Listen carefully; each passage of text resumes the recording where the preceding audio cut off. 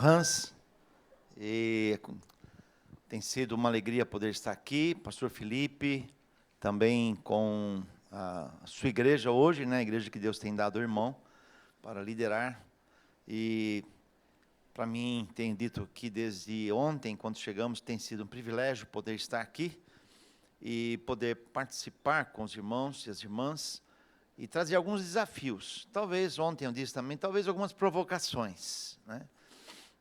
A minha grande preocupação é o que nós vamos fazer depois que sairmos daquela porta de vidro. Esse é o grande desafio nosso, né?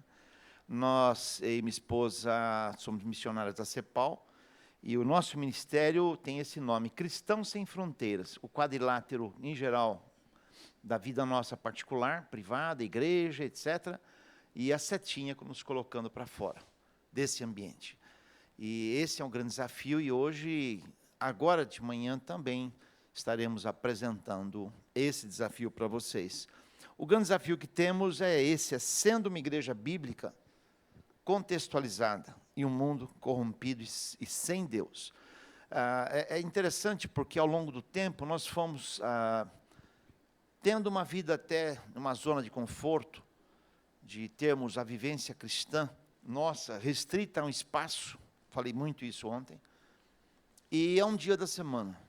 Nos demais dias da semana, nós temos que cuidar da nossa vida, e Deus passa a ser uma espécie de quebra-galho, né? Solucionador, uma panaceia, um analgésico para as nossas situações difíceis. E aí nós queremos ter uma vida de sucesso, quem não quer? E queremos que Deus viva a nossa história.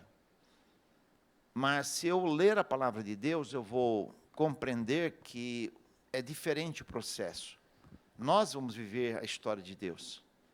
Há um autor que conseguiu resumir isso, uma ideia que já há algum tempo vem sendo desenhada, principalmente no campo da missiologia, mas ele consegue desenhar isso em 2 livros.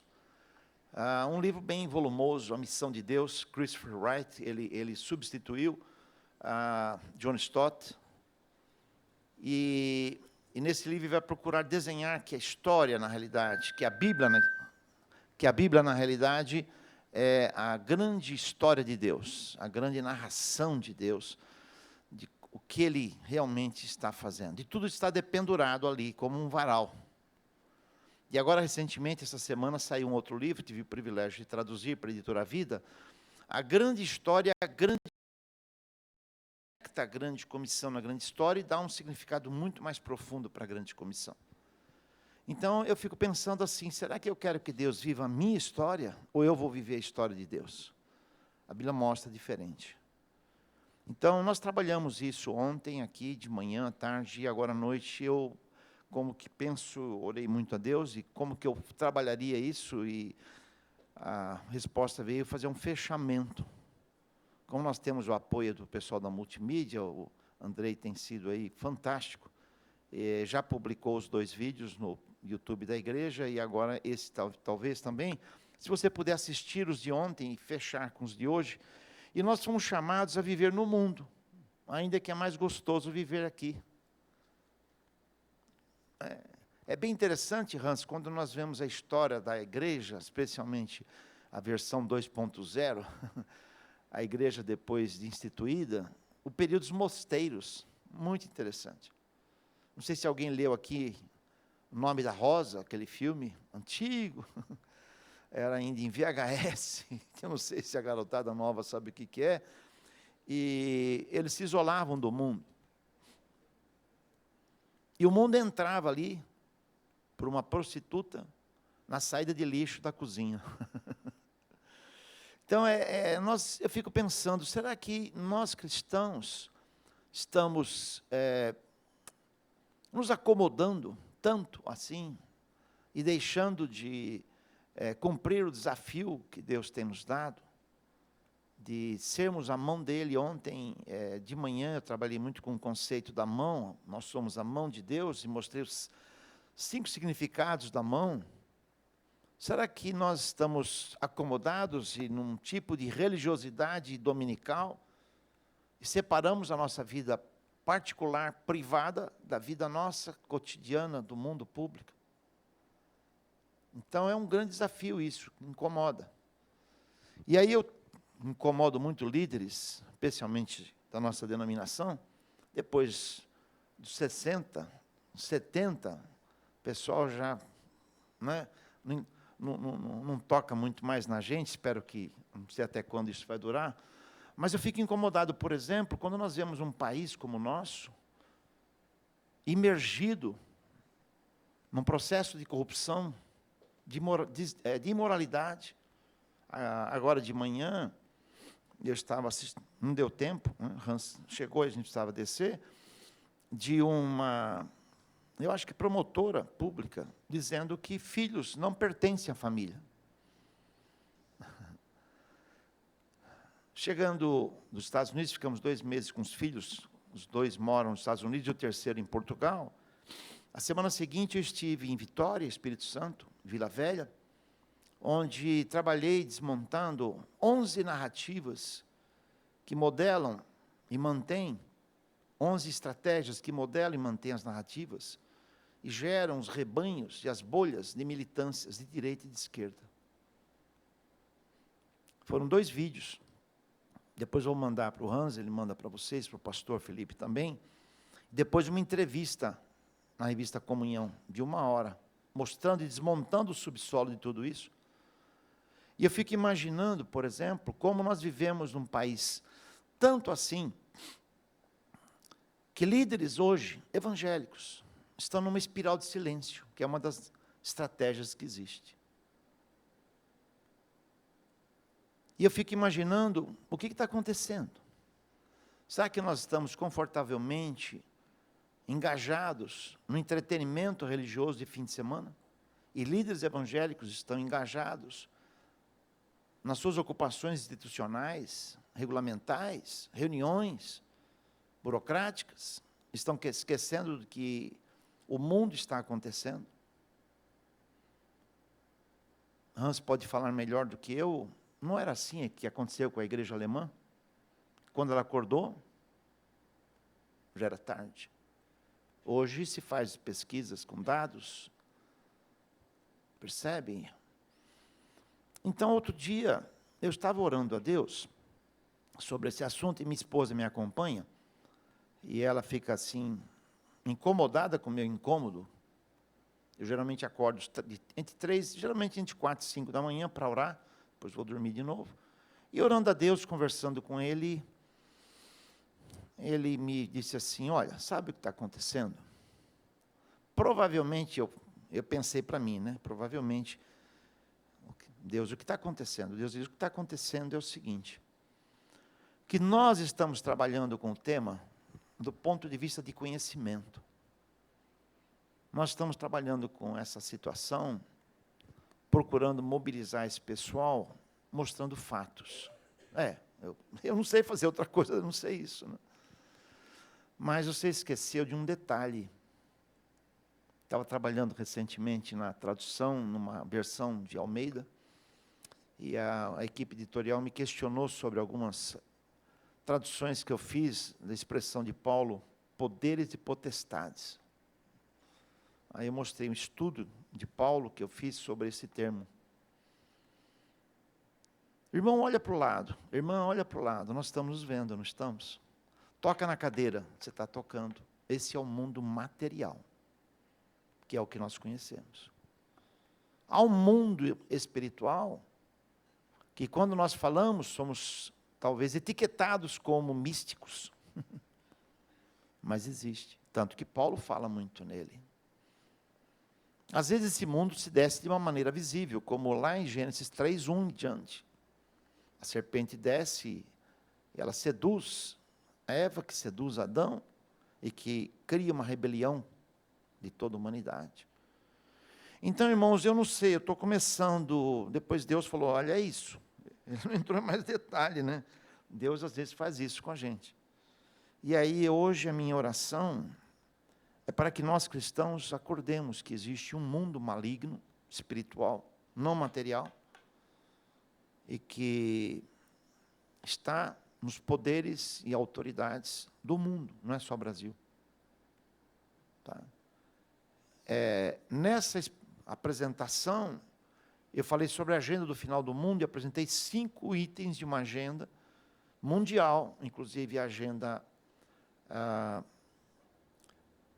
da ONU 2030, tem detalhes ali, traços que você vai perceber e que o nosso país segue nas decisões. Os irmãos terem uma ideia, as irmãs terem uma ideia, ontem eu comentei aqui, de que o Partido Novo e que uma associação de direitos humanos, direitos religiosos, entrou com uma ação contra o Conselho Federal de Psicologia, que está processando, ameaçando, em código de ética, psicólogos cristãos que falam do evangelho fora do consultório, dão uma palestra sobre cristianismo, fora do consultório. Imagine. E aí esse processo está rodando no STF, entrou essa semana, e um ministro, que você já conhece muito bem, já deu o parecer dele favorável ao Conselho Federal de Psicologia. Ontem, já deu ontem, enquanto nós estávamos aqui na palestra, ontem ele já deu imediatamente. Quer dizer, como eu não sou psicólogo, eu posso falar isso. Se você fosse psicólogo aqui, você já seria punido, né?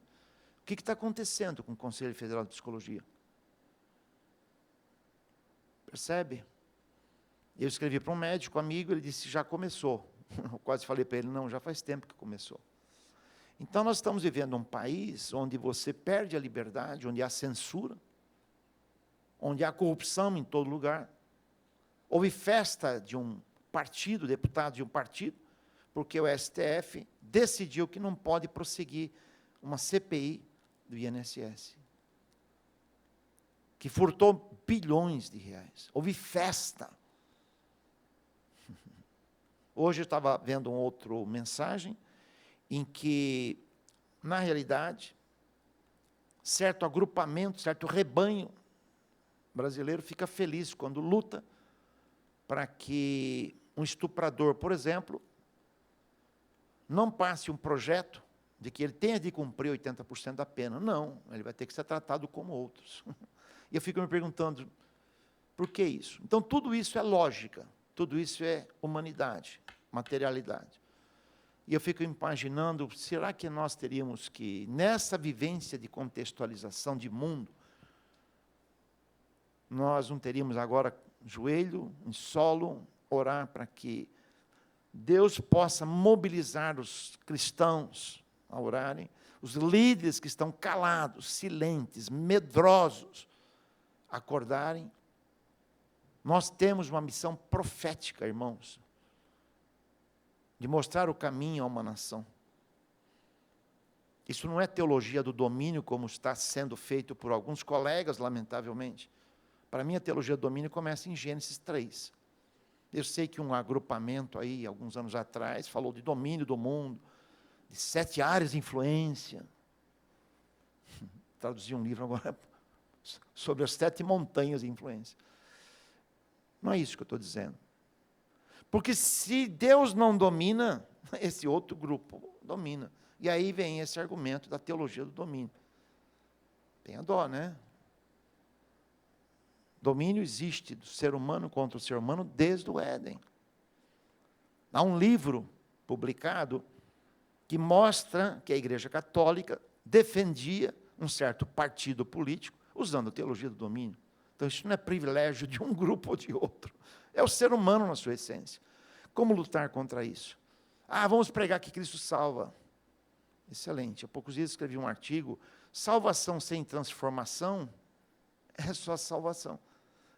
Salvação sem transformação, meus irmãos, é só um cartão magnético para entrar no céu. Jesus quer mais, uma vida transformada. Então, nós somos chamados a vivermos a cultura do mundo. Por isso que Jesus usa figuras como sal, como luz. Ontem eu dei uma ilustração aqui, porque eu tive que usar essa figura. Você já comeu sal com gosto de feijão? Não? Não comeu? Nem sal com gosto de salada? Não comeu? Como? Não dá, né? Mas já comeu salgada, salada, talvez um feijão. Tal é o poder de influência do sal em seu ambiente. Por que Jesus usa a figura? É por isso mesmo. Então, nosso desafio hoje é exatamente demonstrar a necessidade que nós temos que estar vivendo no mundo. Não dizendo que esse mundo ele é incrédulo, esse mundo, esses ímpios, vivendo a vida no mundo, mantendo a nossa fé e transmitindo a nossa vida por meio dos ideais de Deus para o mundo enxergar, coisa que Israel não conseguiu fazer. Era um povo de contraste, virou traste. Se misturou. Depois Judá. 722, Israel desapareceu. Israel do norte. 586, Judá foi cativo. Voltou. Ao voltar, em vez de ser um povo modelo, seguindo a lei de Deus, Judá se tornou arrogante. Nós somos o povo de Deus. Vocês, na linguagem do Chaves, ontem aqui usei, vocês são gentalha. Aí veio a ideia do gentil, né? Não é que veio do Chaves, mas gentalha, gentalha. Eles mataram Jesus. Efésios 2, Romanos 9 a 11. Dos dois povos, Deus fez um só. Se você compreender a igreja nessa linha dessa história de Deus, chegando até Gênesis 3,15, na missão de Deus, nós dizemos na teologia Missio Dei, em resgatar toda a criação e criatura, você vai entender melhor a igreja do que só começar a entender a igreja a partir de Atos. Só entender a igreja a partir da grande comissão de Mateus, que não é uma só das versões, não é a única. Eu gostaria que você entendesse o meu e o seu papel diante de Deus, quando você sair daquela porta, nos outros 6 dias. Esse é o grande desafio, o que mais tocamos aqui nesses dias. É um mundo que é insalubre, corrompido, sem Deus. Por isso o texto que eu uso para explicar isso é esse que eu terminei ontem, com esse texto, para que vocês se tornem irrepreensíveis. A palavra no texto original é impegáveis, não existe em português, tá? Quer dizer, não tem por onde, não tem ponta solta na nossa vida. O que tem de igrejas e pastores envolvidos nessas corrupções que estamos vendo agora é algo terrível. É uma vitrine muito feia do que é o evangelho. Então, vocês se tornem irrepreensíveis. Sinceros, isto é, que as pessoas olhem para vocês e que vocês realmente sejam o que são. Não haja máscara. Que nem no selfie, né? Tem aqueles 3 macaquinhos, conhecem? Eu não vi nada, porque eu não vi nada, nem falei nada. Inventaram o 4º macaquinho, ele fica olhando o celular. E o 5º macaquinho é o do selfie. Né? Vocês já viram as fotos de selfies? A pessoa está triste, ela tira uma foto assim, tem triste. Geralmente não. Sincero significa, eu sou o que sou o que estou sendo. Mas não ser tão sincero como a síndrome de Zagalo, vocês têm que me aguentar. Mudança de vida, transformação de vida. E aí seremos inculpáveis, não seremos julgados.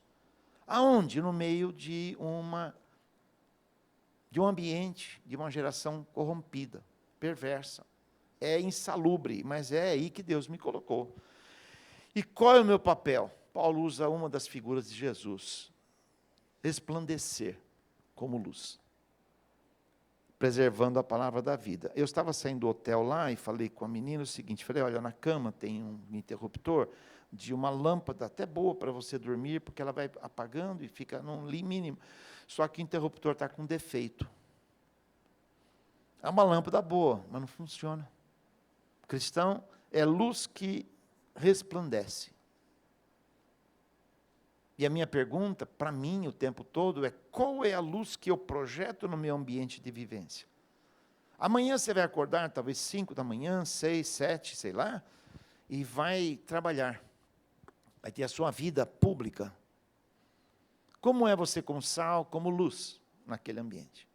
As pessoas podem enxergar Deus por meio da sua vida? Então, a nossa condição que esse texto mostra é ser irrepreensível, ser responsável, sem culpa, sem mancha. As pessoas poderão Será que alguém pode fazer assim, dizer, olha, eu vou assinar uma folha em branco e dar para você, porque eu confio em você. Assinar uma folha em branco é perigoso, não é? Você tem pessoas que poderão confiar em você assim? Olha, a tua vida, ela é tão irrepreensível, que eu sou capaz de assinar uma folha em branco, e o lugar onde você vai reconhecer a firma em tal cartório, e deixar com você. Que tal? Difícil, né? Mas o texto diz sinceros. Sinceros, na palavra grega que está aí no texto, é puros, inocentes, não misturados com o mal. E é difícil porque nós temos uma natureza decaída. Tanto que a natureza nossa é decaída, que Paulo diz, quero fazer o bem e não consigo. Porque há dentro de mim o pecado, a carne. Eu fiz uma pesquisa no Novo Testamento original, toda vez que a palavra pecado, em Romanos, está no singular, Paulo está falando da máquina de produzir pecados que temos dentro de nós. Toda vez que é plural, está falando de atos. No restante do Novo Testamento não tem essa sistematização que Paulo faz, mas aí tem. Eu e você temos uma natureza decaída, que herdamos da raça adâmica. Perceberam? Então, é necessário, por isso que Jesus diz, vigiai. Por isso que Pedro diz, sejam sóbrios e vigilantes. Nós ficamos só pensando no Satanás aparecer com um chifre lá, com um tridente. Está falando isso para nós, para ficarmos atentos.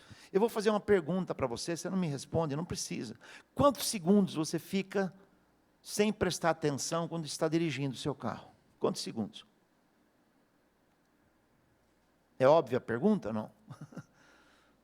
Se eu posso ser sóbrio e monitorar o que está acontecendo no meu carro, eu tenho condições de monitorar o que está acontecendo à minha volta. Se alguém está fazendo uma maledicência a meu respeito, se a esposa está dizendo um tom de voz que me desagrada, ou o marido, ou alguém está me difamando, aí eu vou parar. Como é que eu vou agora trabalhar com isso? Estou sendo difamado. Como é que eu lido com isso? Qual é o princípio bíblico? Não é qual o meu sentimento, mas qual é o princípio bíblico? Minha vida, ela há de ser orientada por reações ou por princípios. É uma escolha.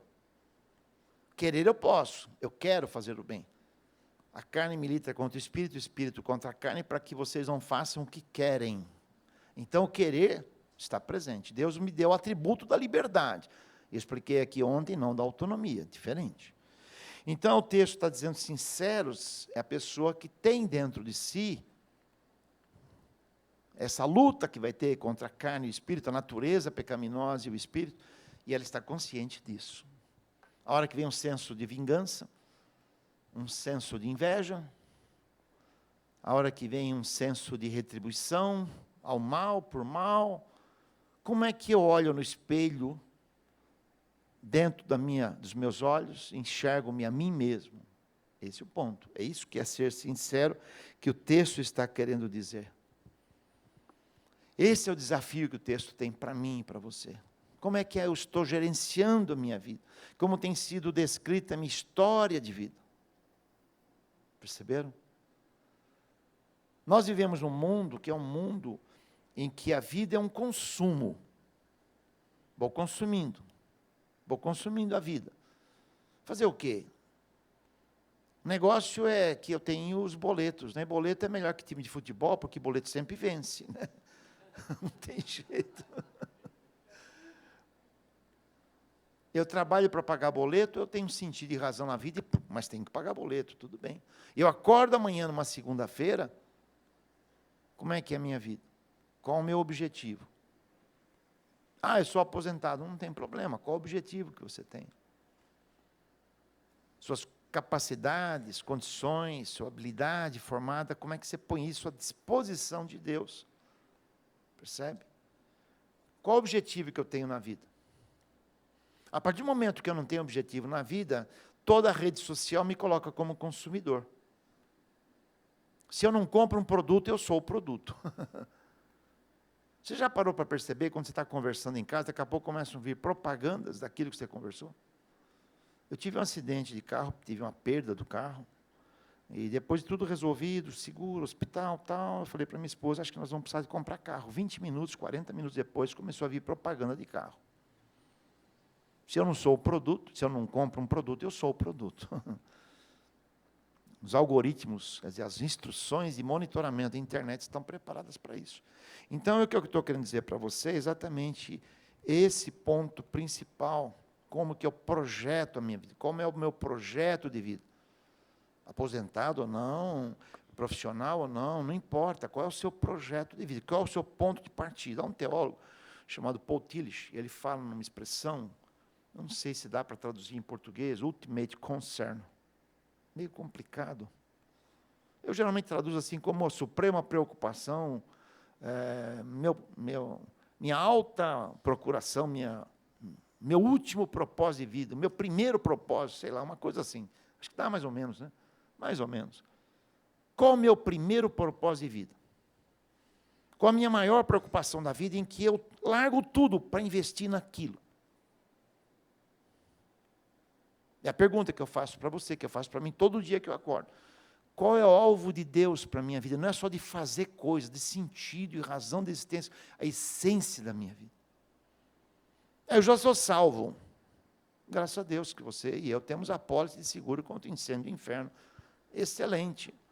Tá, mas ser sal e luz é hoje. Nós vivemos um evangelho muitas vezes escatológico, lá projetado. E Jesus virá, eu tenho essa esperança. Enquanto ele não vem, ele diz, seja sal, seja luz. A Bíblia, o Novo Testamento, fala de ter propósito e razão de vida. O que me mobiliza? Qual a minha gasolina? Que me motiva a acordar de manhã. Percebe? Então, é isso que me torna sincero. Mas o texto avança, porque ele fala de biografia. Na biografia, ele diz, filhos de Deus. Então, nossa identidade é ser filhos de Deus. A minha identidade tem a ver com a minha origem biográfica. Eu tenho meus pais já falecidos, meus avós já falecidos. Eu sou pai, neto, aliás, avô, esposa, é avó, e é sogra também, né?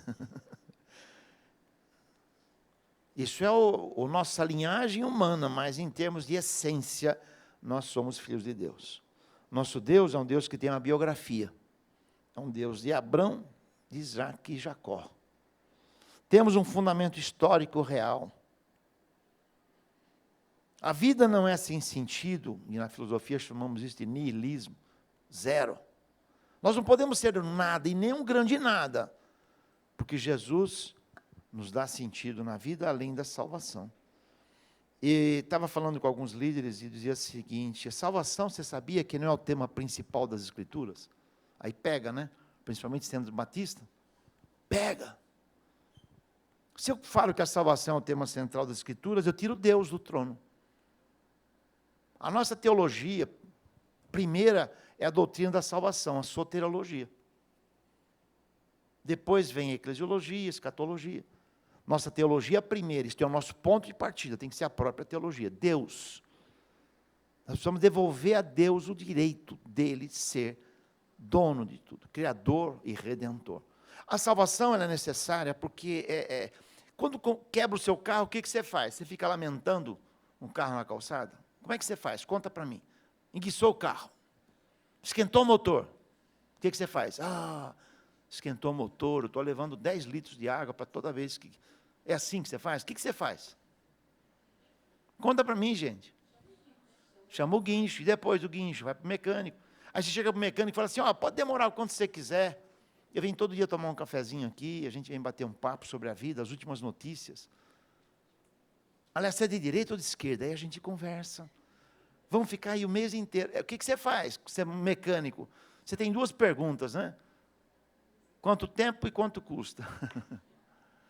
Fazer daqui 5 minutos? Salvação é isso, irmãos. É conserto de algo que está estragado. Uma vez que o carro consertou, o que você faz? Deixa no mecânico? fica analisando a beleza do concerto, ele trocou a válvula termostática, mostra a antiga para mim, como que isso funciona? Você para, não, dá o carro logo. Na Fórmula 1, o carro para, no box, o piloto não sai, tira o protetor de pescoço, vai ver a telemetria, tomar um cafezinho com os mecânicos. No começo da Fórmula 1, levava-se geralmente, uns, 30 segundos para trocar os 4 pneus. Hoje é um pouquinho mais de 1 minuto, de 1 segundo. Que o carro tem que estar na pista. O conserto é necessário, a salvação é necessária com conserto. Para nos trazer de volta para a pista da vida.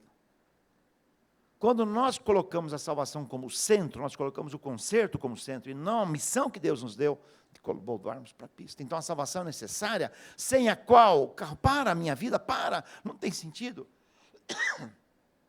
Nós batistas, especialmente, precisamos recuperar essa informação, essa compreensão das Escrituras. O centro da Bíblia não pode mudar, é Deus, o seu plano da criação.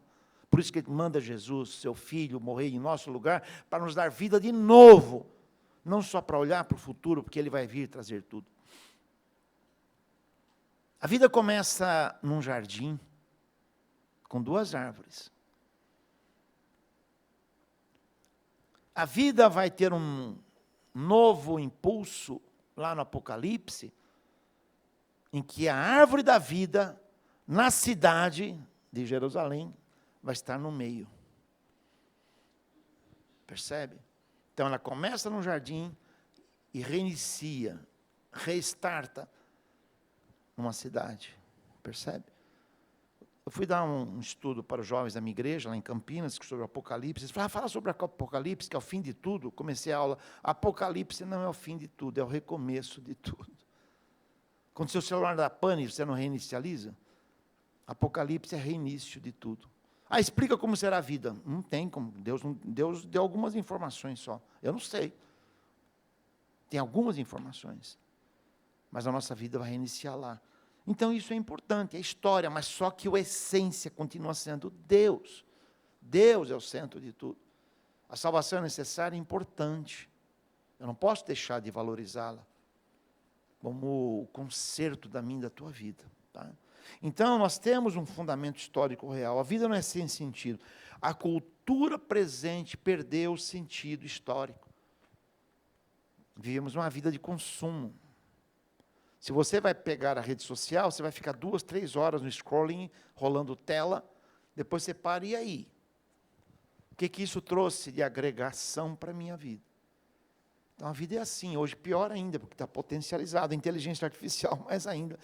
Hoje, eu estava lendo uma notícia de que está havendo um grande dilema de pessoas que não conseguem mais emprego, não é porque a inteligência artificial está tomando o lugar daquela pessoa, é que ela facilitou a vida de quem está trabalhando, que não precisa abrir mais vagas.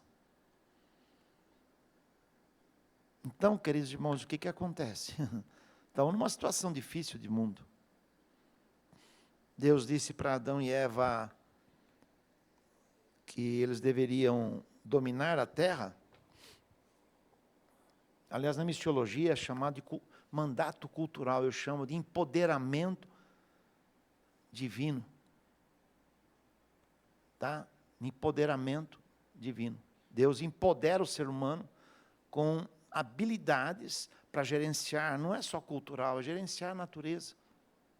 Desenvolver história, envolve a cultura, mas é mais do que isso. Desenvolvimento médico, se tem um exemplo aqui de produtos químicos que saem da natureza, que Deus já colocou lá. Estão segredos lá na natureza que o ser humano vai descobrir. É uma delegação empoderada de Deus. Eu prefiro ser assim. Então, o que acontece? Há uma perda de sentido histórico, porque hoje o que se deseja é sugar máximo da vida das pessoas. Eu postei ontem no meu Instagram uma palavra de um dono de uma grande empresa farmacêutica. Ele diz, nós criamos remédios não é para curar, porque se ele cura alguém, nós tiramos de mercado. Nós precisamos continuar vendendo. Quer dizer, as descobertas do ser humano não é para trazer benefício para o ser humano, a não ser dinheiro. Esse é o mundo que nós vivemos. Então, o importante é apenas o momento, aqui e agora, a busca pelo bem-estar imediato, Citei ontem aqui um resultado de uma pesquisa de um sociólogo cultural alemão, Schulz, tinha que ser Schulz, né, alemão. Ele descobre, no final dos anos 80 para os anos 90, que a juventude alemã estava desenvolvendo, e o alemão, né, você conhece bem, né, bem rígido, tem projeto, tudo. Não, os jovens estavam mudando o estilo de vida para buscar gratificação imediata. Você não sabe o que vai acontecer amanhã. Eu acrescento a expressão bem-estar imediato. Não é assim hoje? Está trazendo benefícios para mim, ok. Mas e amanhã? E os resultados? Não tem essa preocupação. Hoje a cultura especialmente é assim. Nós queremos viver um paraíso hoje. Paraíso é aqui, e ponto final. Então, quando nós temos Deus como biografia, a vida passa a ter razão e sentido que Ele dá, que Ele me ensina, que Ele mostra, que Ele projeta para mim. Mas o texto vai à frente. Como seremos considerados? Inculpáveis, limpos, sem mancha, modelo e exemplo de vida. É interessante que o correr do tempo, na área missionária, se focalizou muito o ir. Estou lendo um artigo agora, acho que você não está naquele grupo do Igor, né?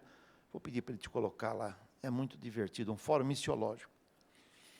As discussões da grande comissão, Hans, discute o ir, mas esquece de discutir o nações, a palavra etnos, que não tem a ver com local. Etnos não tem, o povo, nação, não é local, é o estilo, a visão étnica. Então, o ir tem que depender das nações. Só que nações ali não é local no texto original. Isso complica. E uma análise que se tenta fazer, já usaram até minha gramática para tentar provar, que o ir, ele recebe emprestado o significado imperativo do fazer discípulos. Só há um gramático que faz isso, é o único que é usado, de fonte primária. Tá? Você pega gramáticos mais profundos, depois a gente conversa sobre isso, o significado do particípio no grego, que é o verbo ali, é em que ocasião que realiza o verbo fazer discípulos. De que maneira? Uma tradução possível é, ao irem, viver a vida, façam discípulos. Jesus estava conversando ali com os discípulos não sabiam o que vai acontecer, ele disse, olha, tudo bem, batemos um papo gostoso, mostrei para vocês muitas coisas importantes, e nós vamos embora. Ao irem, não esqueçam, viver a vida, não esqueçam, o papel de vocês é fazer gente cópia de vocês, fazer discípulos é fazer cópia. Paulo disse, sejam meus imitadores como eu sou de Cristo. Aí nós demos um jeito de criar discipulado como estudo bíblico, estrutura, programa e evento. É vida. Você sabe o que é transfusão, né, de sangue, não sabe? Discipulado é promover uma transfusão da minha vida como modelo para outra vida. Aí é difícil. Dar estudo bíblico é fácil. Você escolhe um livro, Hans tem mais indicações até que eu para dar alguns estudos. Isso não é difícil, só você ter habilidade. Hoje, com a internet, então, você pode ter discípulos no mundo inteiro. E com a inteligência artificial, você pode ter chinês. Ele vai traduzir para o mandarim. Mas isso não é discipulado, isso é estudo bíblico. Vamos criar uma estrutura. Não é estrutura, é estilo de vida. Por isso que o fazer discípulos, a grande comissão mostra, é estilo de vida. Aí a minha pergunta para mim mesmo é o seguinte, o quanto a minha vida é copiável pelas outras pessoas? Se eu tenho um temperamento destemperado, pode ser copiado do ponto de vista cristão. Como eu reajo às emergências? Como é a minha dependência de Deus quando eu recebo uma notícia de uma doença difícil, incurável? As pessoas irão me copiar, podem me copiar na minha reação? Eu posso ter uma reação difícil, mas eu peço perdão, eu corrijo, as pessoas podem copiar isso de mim. É o agir como cristão. Desafios, né? O mundo está esperando isso. 1 Pedro diz que se pelo nome de Cristo vocês são perseguidos, serão felizes, porque sobre vocês repousa o Espírito da glória de Deus. Que nenhum de vocês, entretanto, seja homicida, ladrão, malfeitor, ou como alguém que se intromete em negócios alheios, mas se padece como cristão, não se envergonhe, antes glorifique a Deus. Quer dizer, se eu sou acusado de homicida, tem um fato, se eu como ladrão, tem um fato, malfeitor, etc. Então a lei já vai me punir, mas se eu sou punido como cristão, como os psicólogos cristãos são punidos pelo Conselho Federal de Psicologia. No passado, a perseguição era cova de leões, hoje é ideológica. Estamos prontos por isso? Então, esse é o grande desafio, sermos considerados inculpáveis num ambiente que é pervertido, torto, curvo, desonesto, fraudulento, falso. Não preciso nem dizer muito sobre o nosso país, nosso ambiente. Corrompido, depravado, pervertido, contra a verdade. Fulano tem um sonho à noite, ele acorda de manhã, vai ser um animal, um terian, gênero líquido. A pessoa tem o direito de tomar a decisão que ela quer em relação à sua postura e sua identidade. Só que gênero é gênero humano, que tem 2 sexos. Essa é a realidade da linguagem.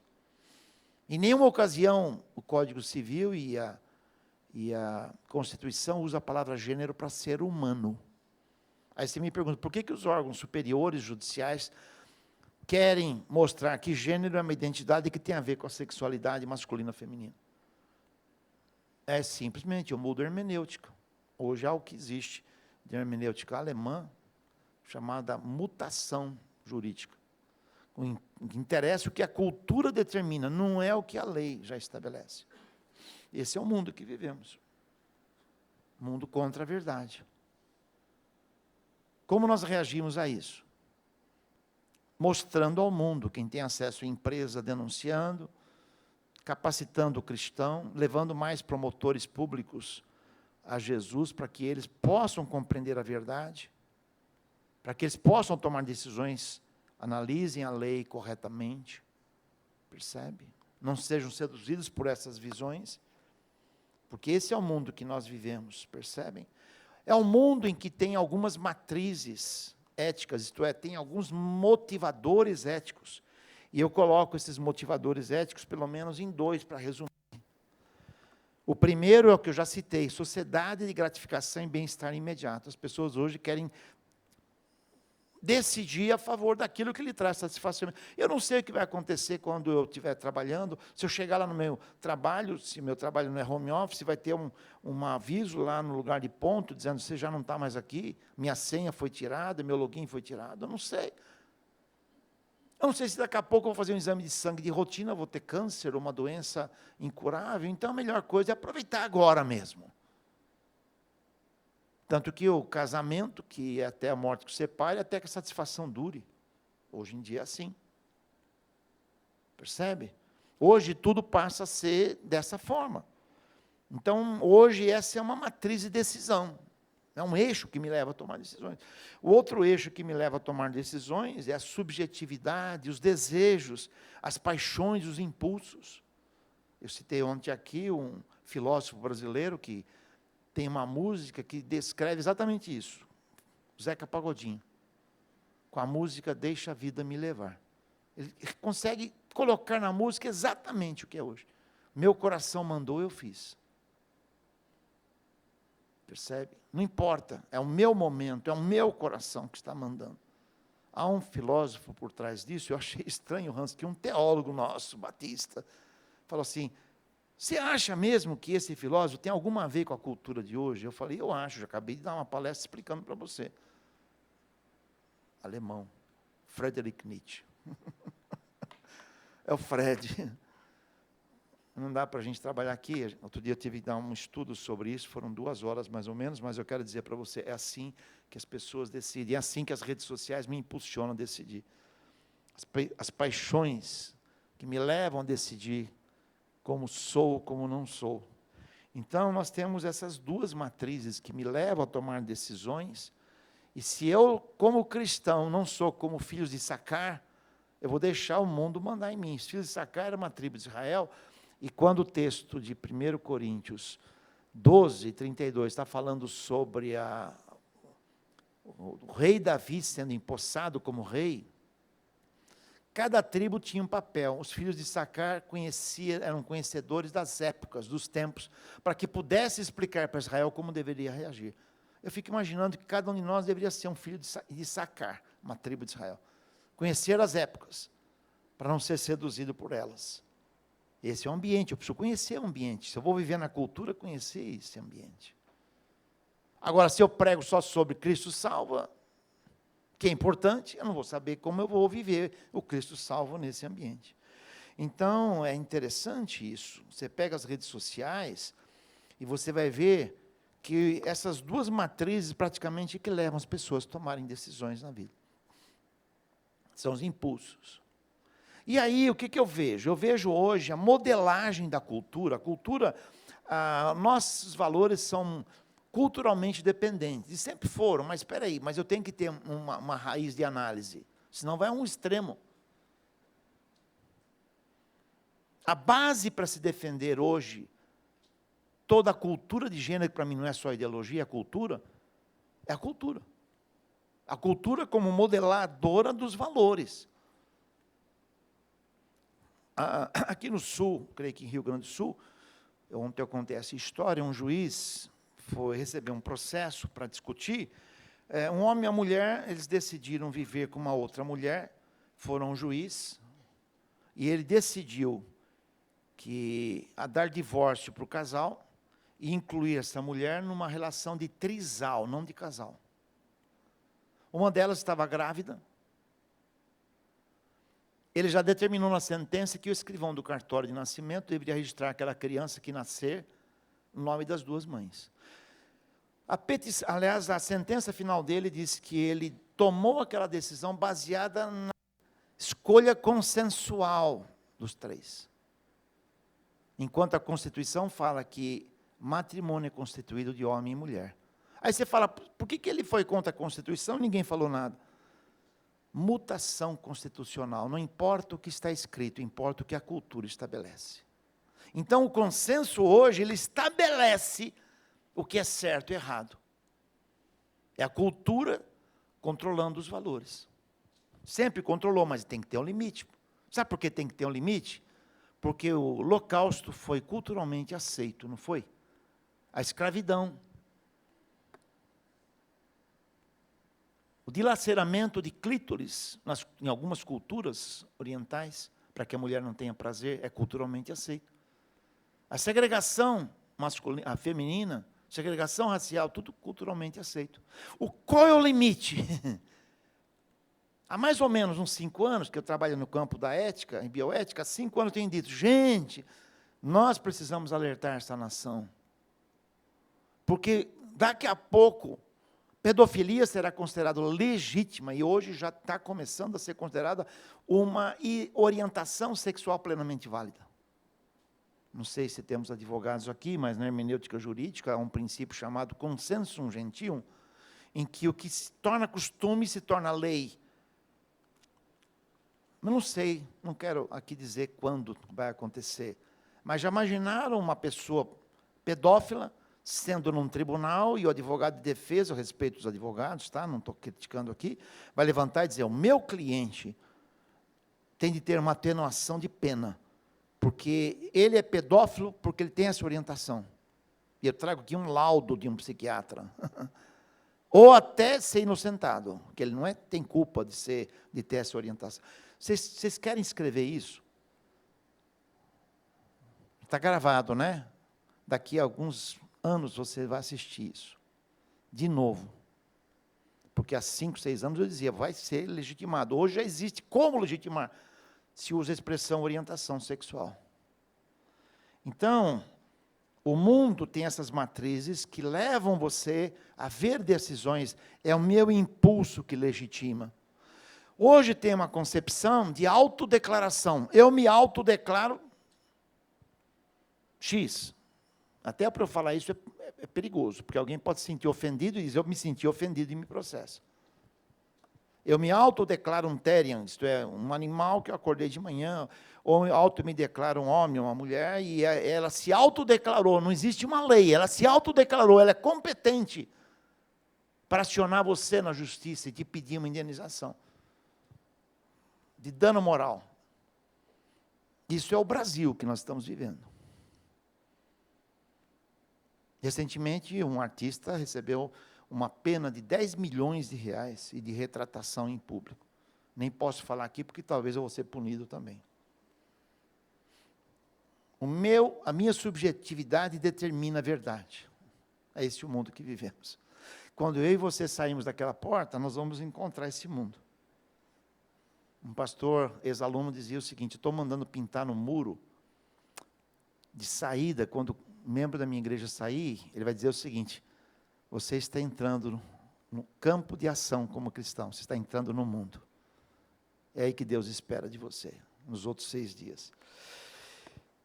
Tudo isso é baseado numa das versões da grande comissão. Pai, não peço que os tires do mundo. Deus não nos chamou para vivermos num mosteiro dominical. A vivência dominical é festa que nós temos de ter, como tivemos aqui com louvor, é alegria. Expressando a nossa gratidão e adoração a Deus, isso precisa existir. Pode ser aqui num templo, ou em países, é debaixo da árvore. Eu citei ontem de manhã aqui, dizendo o seguinte: como é que a gente faz? Quando você colocou a roupa para vir aqui, o que você disse em seguida, se alguém te perguntou? Você vai aonde? O que você disse?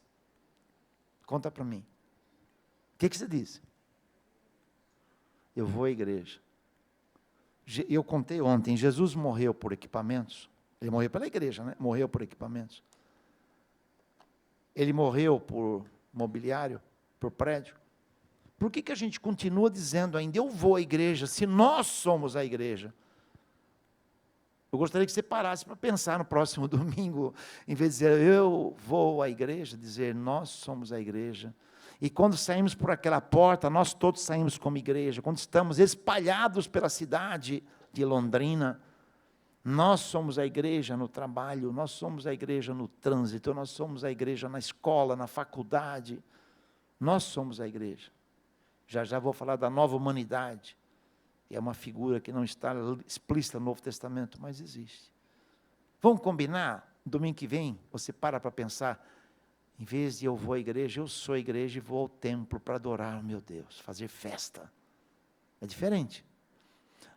Hans, você que já viveu lá em países complicados, na África, né?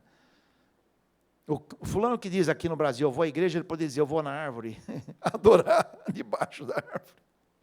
Não diz, né? Eu vou na igreja. Cultura religiosa. Vivemos, às vezes, essa cultura religiosa. Eu falei para vocês que ia provocar vocês, não falei? Eu estou cumprindo, tá?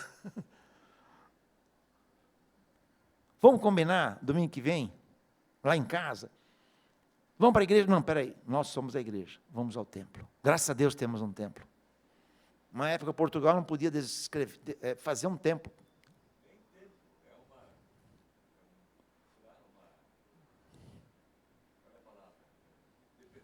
Dependência, a sede da nossa igreja. Sei lá, vocês, mas não vai dizer, vou à igreja. Eu sou a igreja. Fortalece, sou a existência, sou a identidade. Afirme essa identidade. Eu sou, nós somos. Eu sozinho não sou a igreja. Nós somos a igreja. É uma identidade que o mundo precisa ver. É a vitrine que precisamos mostrar para o mundo. Não essa vitrine que está sendo mostrada do povo evangélico. E Jesus, então, ele fala, santifica-os na verdade, a tua palavra é verdade, assim como tu me enviastes ao mundo, eu enviei eles ao mundo. É uma das versões da grande comissão que muita gente esquece. Mas Jesus continua, né? Aliás, Paulo continua, porque para mim tenho por certo que nos tempos presentes, os sofrimentos não podem ser comparados com a glória a ser revelada. Graças a Deus. Há uma ardente expectativa da criação, inclusive da cidade, aguardando a revelação dos filhos de Deus.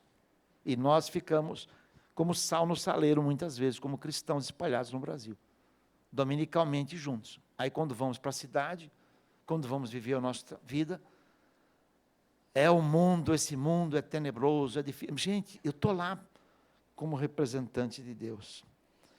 E então eu falei nos filhos de Issacar, né? Conhecedores da época. Estou tentando fazer um resumo para vocês. Apesar desse ambiente, é aí que nós estamos. Aí chama, como a gente chama nos estudos bíblicos, cristianismo como contracultura. Cosmovisão à luz do plano da criação. Visão de mundo, visão do meu trabalho, visão do meu colega, que tem uma opção de gênero diferente, aquele que toma bebida, que me chama para ir lá na festa dele, que eu falo, não vou na vida daquele incrédulo. Eu não, sou santo. Dou uma ajeitadinha na auréola, né? É ali que Deus me chamou para viver. Paulo dizia, eu faço tudo para com todos, para ver se leva alguns. Contudo, não deixo a lei de Deus. O tempo não permite, poderíamos contar inúmeras experiências de pessoas. E há hoje uma estatística, eu creio que foi Barna, não sei, o Hans me ajuda a lembrar, de que a vivência e as pessoas aproximando-se do Evangelho pela amizade são muito mais permanentes. E nós queremos afastar daquele povo pecador, ímpio. É pecador, é ímpio como eu sou também, só que Cristo me salvou. Eu queria mostrar caminho desse para as pessoas em si. Qual é o nosso papel nesse mundo? Luz do mundo. Jesus fala de ser sal e luz do mundo. Não somos esponja, a esponja absorve, nem óleo nos separamos do mundo. Jesus usa uma figura de envolvimento mesmo, de dissolução, sal se dissolve, mas mantém o seu sabor. Tá? Não somos óleo, separatismo. Jesus orou a Deus para não nos tirar do mundo, mas livrar-nos do maligno. Mais ainda, dentro do nosso papel, preservar a palavra da vida, preservando a verdade. A pessoa está discutindo com a gente sobre gênero e tal, fala, olha, é uma decisão que você tomou, é um direito que você tem de decidir. Eu não estou brigando com você, eu estou dizendo o seguinte, eu compreendo, como você tem o direito de chegar à sua conclusão, a conclusão que eu cheguei, cristão, é essa. Siga a tua vida, eu sigo a minha, vamos viver juntos, eu quero continuar amando você. Não há nada que resista ao amor. Uma jovem lá da minha igreja, ela contou uma experiência que ela tinha uma amiga que tinha exercido o direito dela de optar por uma outra gênero, vamos usar essa palavra, e chamou-a para o casamento. Ela disse, eu não vou, por quê? Porque eu tenho uma opção de vida diferente da sua, e eu te amo, mas é um direito que você tem. Aquela amiga começou a chorar, abraçou ela. Ela disse, você não perde a amizade comigo? Não, eu te amo mais ainda. Nós temos de ter essa visão dupla da inclusão com o objetivo de levar a pessoa a se render aos pés de Deus. Ah, mas isso é destruir a pessoa. O outro mundo não está fazendo isso comigo? Quer me levar para ele? Eu tenho que ter convicções, o mundo precisa de convicções. Se eu respeito o próximo, respeito a convicção, eu estou requerendo desse mundo que também respeite a minha posição. Não é lógica. Lamentavelmente, até pregadores falam muito em inclusão, esquecem de que há necessidade de transformação de vida. Zaqueu, depois que conheceu o Evangelho, o que ele fez de imediato? Mostrou transformação de vida. Isso é o Evangelho. Tá? Então, diz, preservando a vida, o seu significado, renovando a mente, palavra de Deus como ponto de partida, fundamento, 2 Timóteo 3, 16, 17, tá? Ensinar, mostrar o que está errado, mostrar como corrigir, instruir na prática da justiça. E o resultado disso? É isso, preservando a vida, preservando a verdade, né? Preservando de maneira que nós tenhamos condições de mostrar ao mundo que existem alternativas diferentes. Bom, o que eu posso fazer, em resumo? Palavra-chave. Já avancei um pouquinho, deixa eu voltar. Palavra-chave, irrepreensíveis e sinceros, nossa condição. Inculpáveis, como seremos considerados. Nossa biografia, filho de Deus. Ambiente em que vivemos, geração pervertida e corrompida. Nosso papel, função, luzeiros do mundo. Resultado, preservaremos a palavra da vida. Tá? E Jesus disse, se alguém quiser vir após mim, negue-se a si mesmo e a cada domingo frequente... Não, desculpa. Eu estava lendo aqui o 5º Evangelho. A cada dia, 7 dias por semana, 24 horas, 365 ou 366 dias na semana. Tome a sua cruz e me siga. Lamentavelmente, eu não sei, Hans, eu acho que eu sou meio herege, porque eu fico lendo aqueles teólogos que falam que a cruz é o centro de tudo. E eu fico imaginando, quando leio 1 Coríntios capítulo 15, que fala Sem ressurreição o evangelho é vão. Cadê a ressurreição? Aí eu cheguei a uma conclusão, escrevi um artigo, que Jesus, eu vou chamar de evento Jesus, tá? É todo. Na realidade tem 5 pilares: encarnação, crucificação, ressurreição, ascensão e volta. Só vou entender Jesus entendendo 5 e não 1. Cruz é maldição. Ressurreição é vitória. Ida ao céu é preparação, caminho para nós. E volta a esperança cumprida. Jesus só pode ser entendido assim. Tome a sua cruz e siga-me significa o seguinte: eu vou lá, minha vontade vai ser colocada na cruz, vou seguir agora os ideais de Deus, no meu negócio, na minha vida particular, e depois vou ser sepultado, desaparecer do ponto de vista do meu self continua, mas eu mandar em mim mesmo desaparece, agora eu vou seguir a Deus. Falei muito isso aqui, não vou poder repetir, e aí ressuscito para uma nova vida, uma nova maneira de viver, percebe? Então a igreja é mais do que um ponto de encontro de fim de semana, como Michael Gorin diz no livro Tornando-se uma Igreja Missional.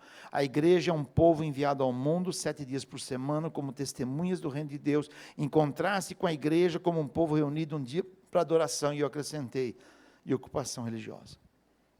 E ele continua dizendo, é necessário viver como corpo de Cristo, pois a igreja é principalmente uma rede de pessoas, relacionamentos, comunicações que vão além de uma reunião de pessoas que se encontram em um determinado tempo e lugar.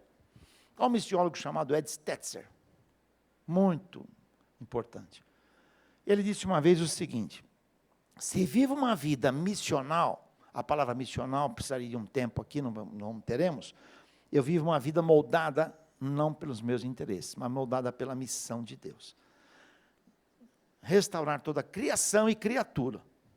Aí eu criei uma frase, a partir disso. A frase é essa: a partir da minha conversão, que normalmente, a partir da minha conversão, me falam, tenho compromisso de domingo, estou com a família de Deus, vou participar, é um dia da semana, mas não, a partir da minha conversão, meu projeto de vida, isto é, minha agenda e prioridades, passam agora a fazer parte do projeto da Missio Dei, a missão de Deus, restaurar todo mundo. Médico, sou agente da Missio Dei lá no meu consultório, no centro cirúrgico.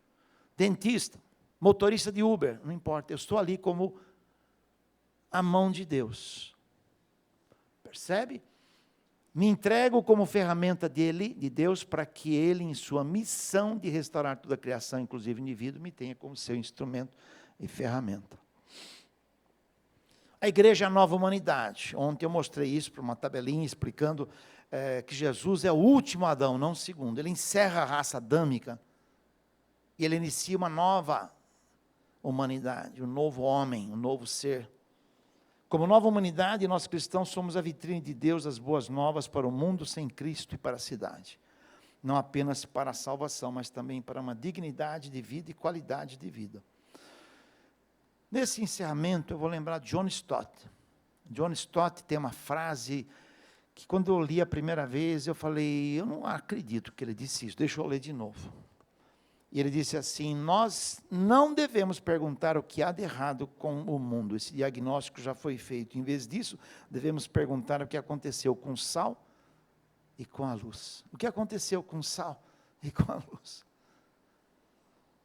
Billy Graham, ontem encerrei com essa quadro, ele diz, nós somos a Bíblia que o mundo está lendo, nós somos os sermões que o mundo está prestando atenção. Como somos como igreja para esse mundo? Atos 17:6, o texto chegou a um limite para mostrar que os cristãos da época estavam mudando a cultura. Esses que têm transtornado o mundo chegaram até nós. Transtornar no texto original é virar de perna para o ar. Tenho falado a muitos pastores, mais de 1000 pastores, já falei isso, perguntei, se nós tivéssemos cumprido o nosso papel como cristãos, teríamos hoje um país como temos? Resposta, não existe, é silêncio. É a hora de virarmos as páginas, meus irmãos, porque nós não devemos esperar por tempos fáceis, não devemos mesmo, mas por líderes fortes de caráter. E você é líder, Deus te colocou como líder onde você está. Não devemos esperar por tarefas iguais ao nosso poder, mas por poder igual às nossas tarefas. Eu encerraria agora mesmo dando um desafio para você. Nós somos consumidores da vida. As redes sociais, tudo nos levam a consumir a vida. E eu digo, não podemos mais ser consumidores da realidade, mas instrumentos de Deus para a sua transformação e construção. Em vez de sermos esponja a óleo, vamos ser um tempero para a vida, como sal. Vamos ser uma luz para o nosso ambiente. Esse é o desafio que eu deixo. Se quiser uma cópia desse material e do que eu falei ontem, está nesse código QR, naquele link. Se quiser receber meus artigos, é só mandar para mim um WhatsApp, né? E aqui minhas redes sociais, que ainda são simples. Espero que eu tenha ajudado vocês nesse momento. Espero que ao sair daquela porta hoje e amanhã, quando você acordar de manhã, esses desafios se concretizem. Quem serei eu amanhã? Como morador da cidade de Londrina, como cidadão, como profissional. Quem serei eu? É isso que Deus está esperando. Tá bom? Que Deus abençoe vocês.